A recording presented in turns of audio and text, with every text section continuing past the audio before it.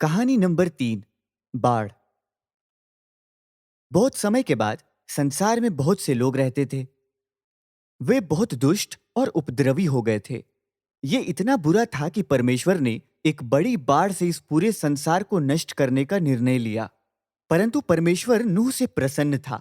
वह दुष्ट मनुष्यों के बीच रहने वाला एक धर्मी व्यक्ति था। परमेश्वर ने नूह को बताया कि वह एक विशाल बाढ़ को लाने वाला है। इस कारण उसने नूह से एक बड़ी नाव बनाने के लिए कहा।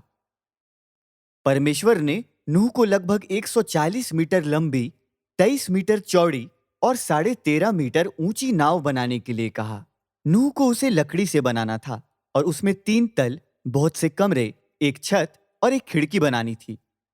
वह नाव नूह, उसके परिवार और भूमि के हर प्रकार के जानवरों को उस बाढ़ से सुरक्षित रखेगी। नूह ने परमेश्वर की बात मानी। उसने और उसके पुत्रों ने वैसी ही नाव बनाई जैसी परमेश्वर ने बताई थी। क्योंकि वह नाव बहुत बड़ी थी, इसलिए उसे बनाने में कई वर्ष लगे।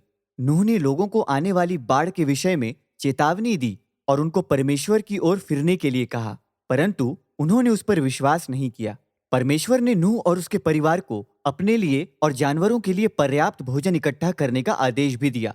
जब सब कुछ तैयार था, तो परमेश्वर ने नूह से कहा कि यह समय उसके, उसकी पत्नी के, उसके 3 पुत्रों के और उनकी पत्नियों के कुल मिलाकर 8 जनों के नाव में जाने का था। परमेश्वर ने हर जानवर और पक्षी के नर और मादा को नूह के पास भेजा ताकि वे नाव में जा सकें और बाढ़ के दौरान सुरक्षित रह सकें।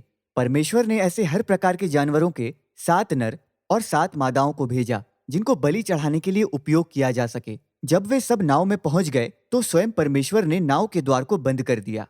तब बारिश होना आरंभ हुआ और बारिश होती गई। बिना रुके 40 दिन और 40 रातों तक बारिश होती रही। सारे संसार की हर एक चीज, यहां तक कि ऊंचे से ऊंचे पर्वत भी पानी में डूब गए। सूखी भूमि पर रहने वाली हर एक चीज मर गई, उन लोगों और जानवरों को छोड़कर जो नाव में थे। वह नाव पानी पर तैरती रही और नाव के भीतर की हर एक चीज को डूबने से सुरक्षित रखा। बारिश के रुक जाने के बाद 5 महीने तक वह नाव पानी पर तैरती रही और उस समय के दौरान पानी कम होने लगा था। तब एक दिन वह नाव एक पर्वत की चोटी पर जा टिकी, लेकिन संसार अभी भी पानी से ढका हुआ था।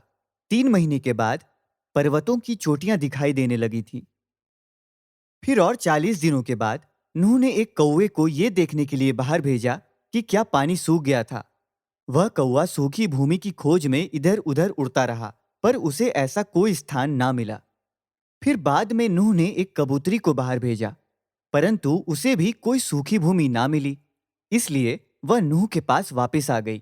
1 सप्ताह के बाद उसने उस कबूतरी को फिर से भेजा और वह अपने चोंच में जैतून की एक शाखा लिए हुए वापस आई। पानी घट रहा था और पौधे फिर से उगने लगे थे।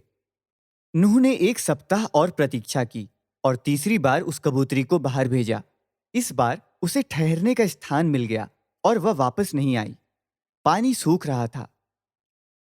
2 महीने बाद परमेश्वर ने नूह से कहा, अब तू और तेरा परिवार और सारे जानवर नाव से निकल आओ। बहुत सारी संतानें और पोते पर पोते उत्पन्न करो और पृथ्वी को भर दो। अतः नूह और उसका परिवार नाव से बाहर निकल आया। नूह के नाव से बाहर आने के बाद उसने एक वेदी बनाई और बलि के लिए उपयोग किए जा सकने वाले हर प्रकार के जानवरों में से कुछ को लेकर बलि चढ़ाई। परमेश्वर उस बलि से प्रसन्न हुआ और नूह और उसके परिवार को आशीष दी।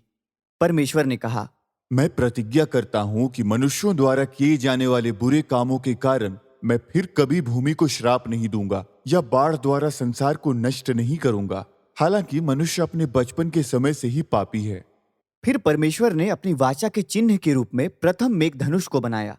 जब कभी आकाश में मेघधनुष दिखाई देता है तो परमेश्वर स्मरण करेगा कि उसने क्या प्रतिज्ञा की है और वैसे ही उसके लोग भी स्मरण करेंगे।